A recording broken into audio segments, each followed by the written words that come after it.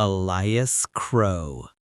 The fog clung to the Thames like a guilty secret, thick enough to swallow the gas lamps whole.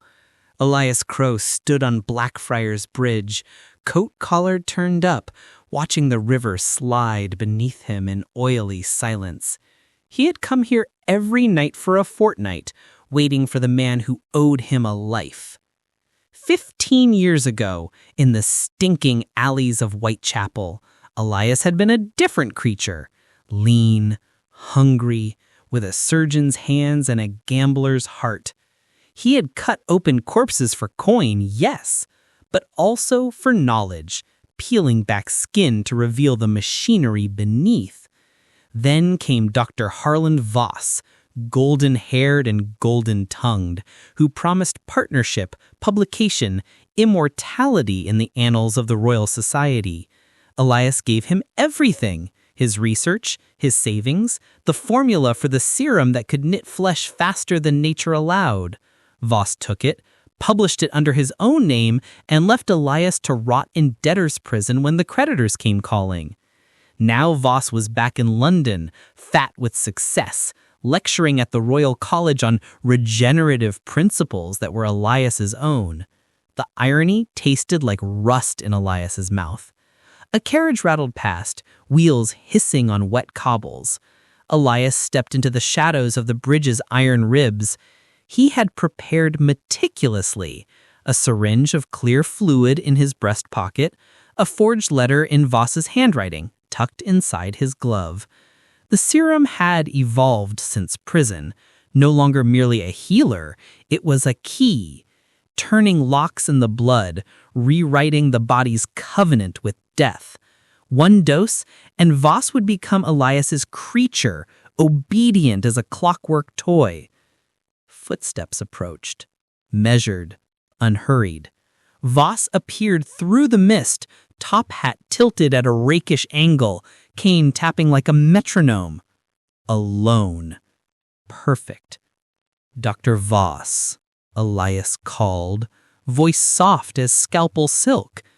The man paused, squinting. "Do I know you?" "Intimately." Elias stepped forward, letting the lamplight catch the scar that ran from his left ear to collarbone, Voss's parting gift, a dueling saber's kiss the night Elias was dragged away. Recognition flickered in Voss's eyes, then fear. "You're dead," Voss whispered. "Reports exaggerated." Elias smiled without warmth. "Walk with me." They moved to the bridge's center, wind whipping their coats. Below, the river churned black and indifferent. "I've come for what's mine. The formula, the credit, my name on the paper." Voss laughed, a brittle sound. "You think the world will believe a convict over a fellow of the Royal Society?" "I think," Elias said, producing the syringe, "you'll sign a confession, and then drink this." He uncorked a small vial with his teeth, the liquid inside glowing faint blue. "It binds the tongue to truth. Refuse, and the next dose stops your heart mid-beat." Voss's eyes darted to the drop below. "You'd hang for this." "Better a noose than your shadow." Elias lunged, but Voss was faster than his bulk suggested. The cane cracked against Elias's wrist. The syringe spun into the darkness, shattering on stone. They grappled, two aging men slick with fog and desperation. Voss's elbow caught Elias's throat. Stars exploded behind his eyes. Then Elias's knee found Voss's gut, doubling him over the parapet. For a moment, they hung balanced on the edge of the world. Voss's hat tumbled into the void. His fingers scrabbled at Elias's lapels. "I kept your notes," Voss gasped. "In my study. Safe. Burn them if you kill me." Elias hesitated. The serum, the confession. Without proof, it was just another madman's tale. He needed those papers. Voss saw the crack in his resolve and shoved. Elias windmilled, boots scraping iron, and fell. The river hit like a coffin lid, Cold punched the air from his lungs. He sank, coat billowing like broken wings, watching the bridge recede into a smear of light. His fingers found the forged letter in his glove, waterproof oilskin, thank God, and the second syringe, taped inside his boot. Always have a spare. He kicked toward the embankment, lungs screaming, but the current fought him. But rage was a better fuel than oxygen. He hauled himself onto the muddy steps beneath Southwark Bridge, coughing up the Thames.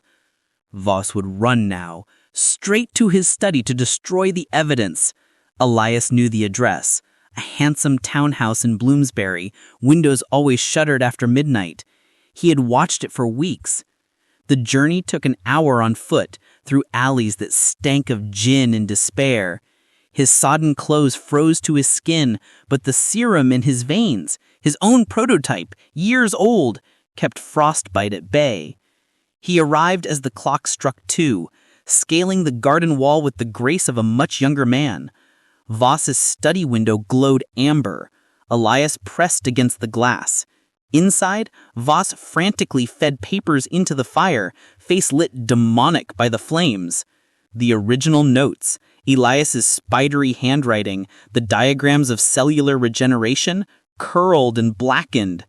Elias smashed the window with his elbow, glass raining like ice. Voss spun. Poker raised. Too late, Voss sneered, but his voice cracked. Elias vaulted inside, landing cat-light. You are always theatrical. He drew the second syringe. This one's stronger. One prick and you'll beg to confess on your knees in Trafalgar Square. Voss backed towards the fireplace. You think this ends with me? The serum's in every hospital from here to Edinburgh. My name's on the bottles. Yours is forgotten. Then I'll unforget it. Elias advanced. Voss grabbed a leather-bound journal from the mantel, Elias's journal, the one stolen the night of the betrayal, and hurled it into the flames. Pages flared, illuminating Voss's triumphant grin. Something snapped in Elias. Not rage, clarity. He had chased ghosts for 15 years. The serum wasn't his anymore. It belonged to the world. Credit was ash. But Voss's life, that he could still claim. He tackled Voss into the hearth. Coals scattered, igniting the rug. Voss screamed as flames licked his sleeves. Elias pinned him, syringe poised above the jugular.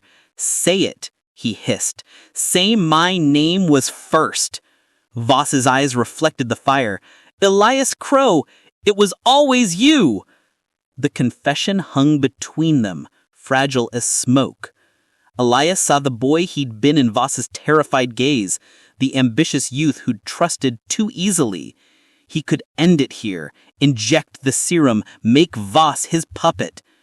Or he plunged the needle into his own arm instead. The effect was instantaneous. Veins burned like molten gold. His vision sharpened. The colors of the room bled into impossible hues. The serum wasn't just a healer anymore. It was evolution. He felt his cells rewriting themselves, scars smoothing, years sloughing off like old skin. Voss stared, transfixed. What have you done? Improved the formula. Elias's voice echoed strangely, layered. Your dose was child's play. He stood, towering now, coat hanging loose on a frame suddenly lean and powerful. The fire roared behind him, but he felt only warmth. Voss cowered, a fat spider in a burning web. He knelt, gentle as a lover.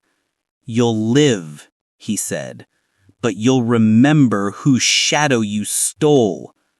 He pressed 2 fingers to Voss's forehead. The man convulsed, eyes rolling white. When he slumped, unconscious, Elias arranged him safely away from the flames. Then he walked into the inferno. The fire didn't touch him. He gathered the half-burned pages, enough remained, diagrams intact, and tucked them inside his shirt. As the townhouse collapsed around him, he stepped through the window. into the night. Reborn.